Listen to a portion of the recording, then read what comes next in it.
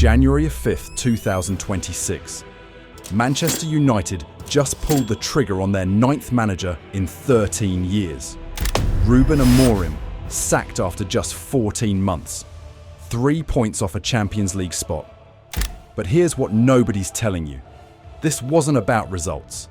This was about power. And the man they just fired. He saw it coming from day one. Listen, I know what you're thinking. Another United manager bites the dust. Same old story. But this one's different. Because 48 hours before he got sacked, Amorim walked into a press room and basically dared them to fire him. And they did. Today, we're breaking down the real reason Ruben Amorim lost his job at Manchester United. And I'm warning you right now, this goes way deeper than tactics or results. This is about a broken system that's been rotting Old Trafford from the inside for over a decade. And the craziest part? José Mourinho predicted all of this back in 2018. Let me paint you the scene. Saturday afternoon, January 4th. Manchester United just drew 1-1 with Leeds at Elland Road. Not a great result, but not a disaster either.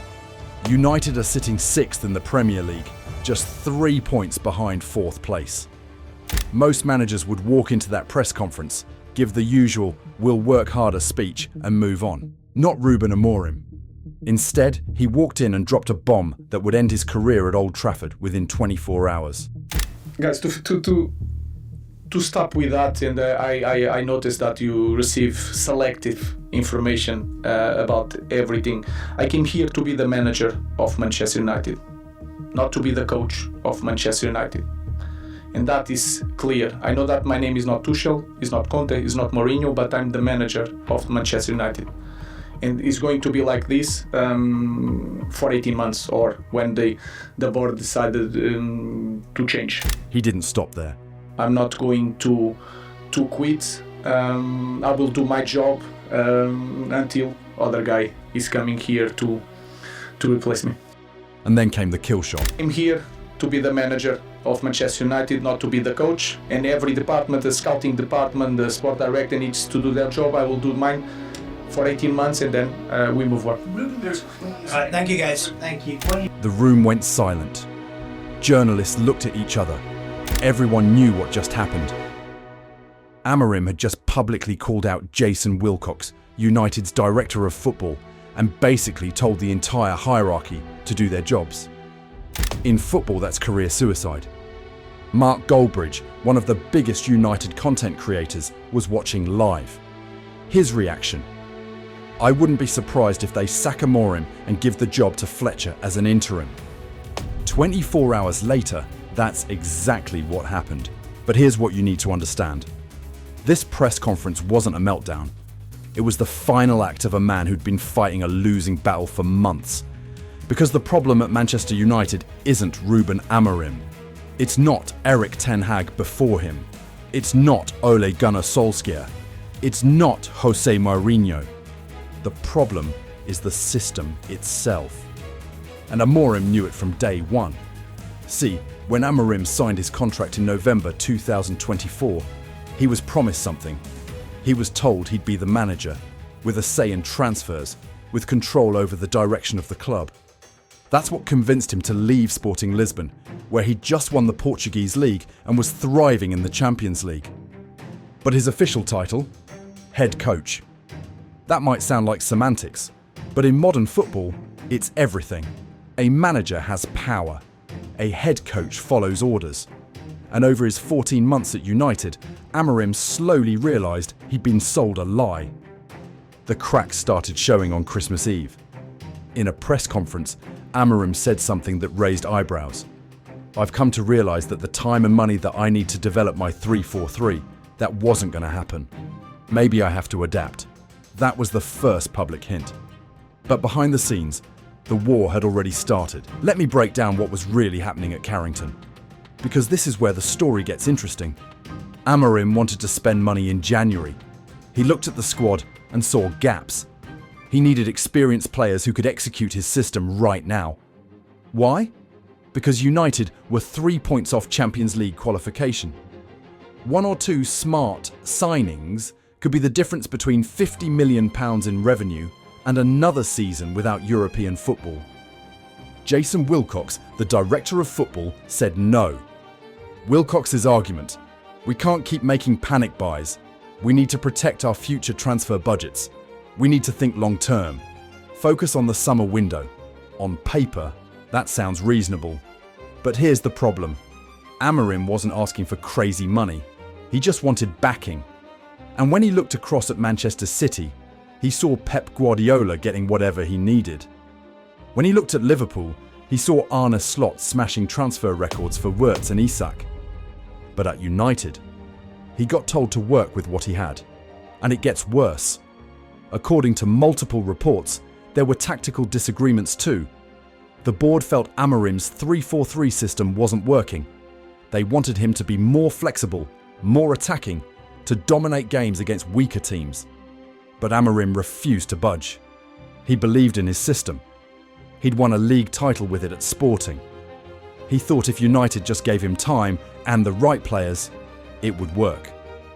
The board saw that as stubbornness. Amorim saw it as identity. And that's when things got personal. Now, if this story sounds familiar, that's because it is. Because 8 years ago, another manager stood in almost the exact same position. His name was José Mourinho. December 2018. Mourinho's United had just lost to Liverpool. In the press conference afterward, he went on a 12-minute rant that the football world mocked at the time. He talked about football heritage. He said United didn't have the structure to compete with City or Liverpool. He said the coach needs support from above, and without it, even the best tactician is doomed to fail. Everyone laughed. They called him bitter, finished, out of touch. But look at his record. Mourinho had a 58.3% win rate at United. That's the highest of any manager since Sir Alex Ferguson. Higher than Solskjær, higher than Ten Hag, and way higher than Amorim's 39%. Mourinho won 3 trophies. He finished second in the Premier League, 19 points behind Guardiola's record-breaking City team. He called that second-place finish one of the greatest achievements of his career. People mocked him for celebrating second place. Now, it makes perfect sense. Because he was trying to tell us something. He was showing us the ceiling of a broken system. And here's the kicker. Cristiano Ronaldo said the exact same thing in 2022. In his explosive interview with Piers Morgan, Ronaldo said, "The problem is not the coaches. If you have a fish inside an aquarium and he's sick, you take him out and fix the problem. If you put it again in the aquarium, they will be sick again." The problem of Manchester United is the same. Mourinho, Ronaldo, now Amorim. 3 different voices, same message. The system is broken. Let's talk about results. Because the official line from United is that this was about performance, not politics. Okay, fine. Let's look at the numbers. Amorim managed 63 games. He won 24. That's a 38.1% win rate. In the Premier League specifically, just 15 wins in 14 months. He lost a Europa League final to Tottenham in Bilbao. He got knocked out of the League Cup by Grimsby Town, a lower league side. Those numbers are bad, no question. But here's the context everyone's ignoring. When Amorim took over, United were 13th. Right now, they're 6th, 3 points off 4th place, in touching distance of Champions League football. He beat Liverpool 2-1 at Anfield. He beat Chelsea. He won 4-2 against Brighton. The team was showing incremental improvements.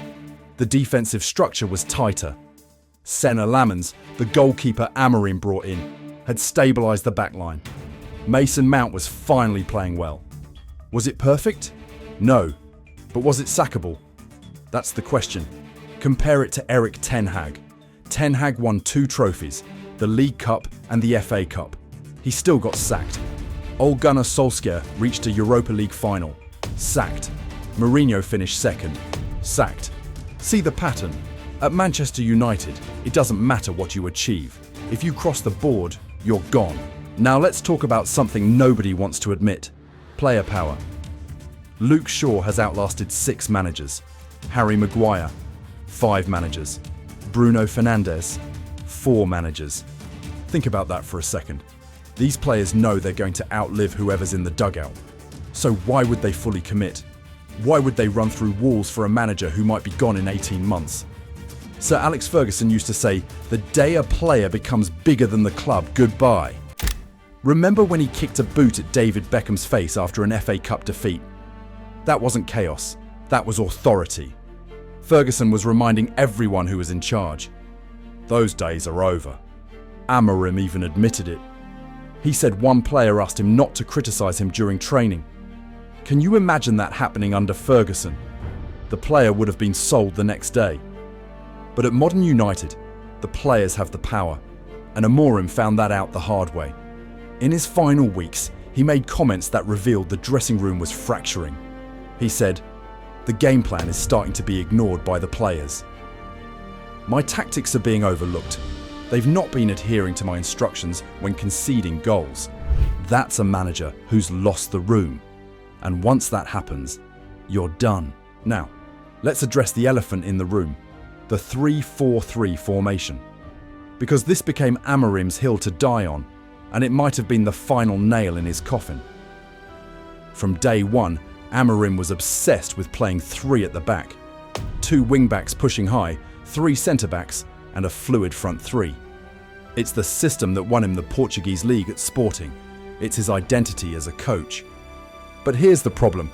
The Premier League isn't the Portuguese league, and United's squad wasn't built for it. Marco Silva, Fulham's manager, came out after beating United and basically said it was easy to play against. "We knew exactly what they'd do," he said. Teams figured it out fast. Press the wing-backs, exploit the space in behind, and United's defence would crumble. But Amorim refused to change. He believed adaptation meant losing credibility with the players. He thought switching systems would make him look weak. So even when United lost to Grimsby Town in the League Cup, he stuck with 3 centre-backs. Even when they drew with Wolves, one of the worst teams in Premier League history, he didn't budge. The board wanted flexibility. They wanted him to dominate games against weaker opposition. They wanted a back 4 when the situation demanded it. But Amorim saw that as betraying his principles. And that stubbornness, that refusal to compromise, became the wedge that split him from the hierarchy. Because in their eyes, he wasn't being principled. He was being arrogant. And at a club like Manchester United, arrogance without results gets you fired. Let's rewind to November 2024. Ruben Amorim had just arrived at Carrington, and Sir Jim Ratcliffe gave an interview setting the expectations. His response? "We have to be patient. You can't run a club like Manchester United on knee-jerk reactions. This isn't a light switch you can just flick on. Ruben needs to demonstrate he's a great coach over 3 years." That's the project, 3 years. Amorim lasted 14 months. That's not patience. That's a broken promise. And it makes Ratcliffe look either incompetent or dishonest. Maybe both. Because here's the thing. INEOS came in promising change. They hired Omar Barada as CEO. They brought in Jason Wilcox as Director of Football.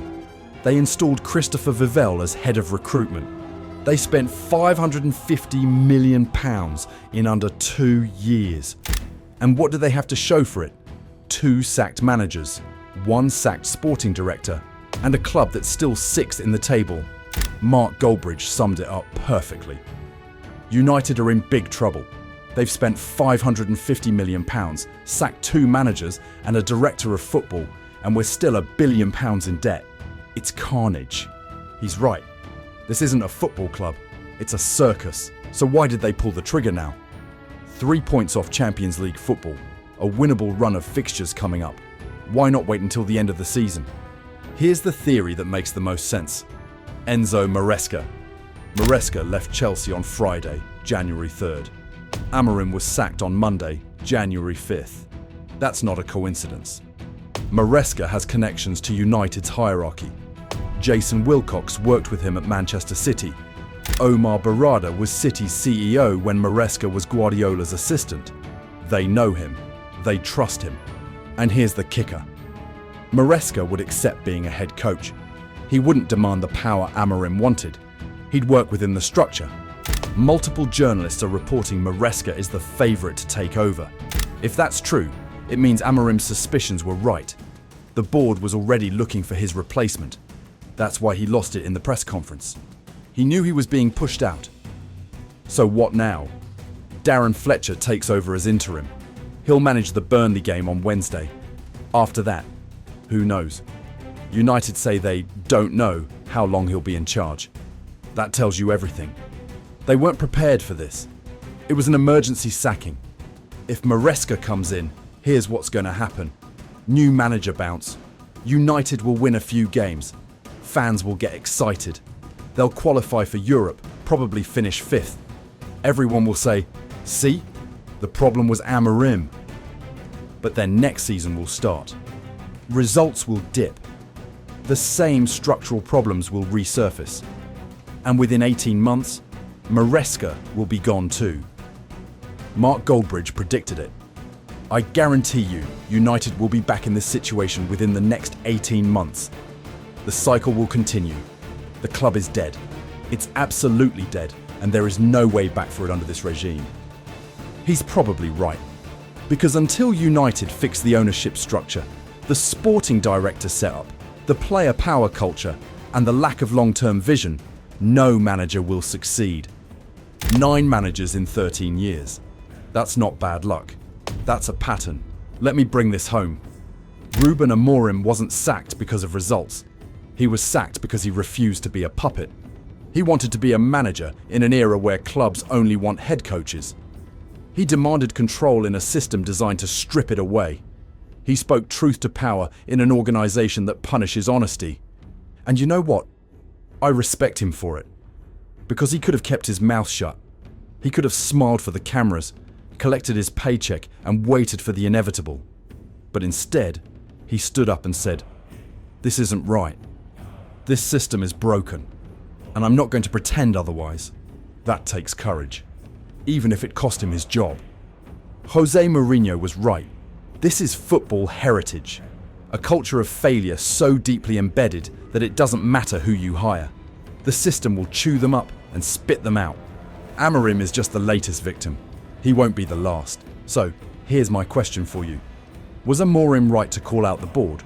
Or should he have kept quiet and played the game? Drop your answer in the comments.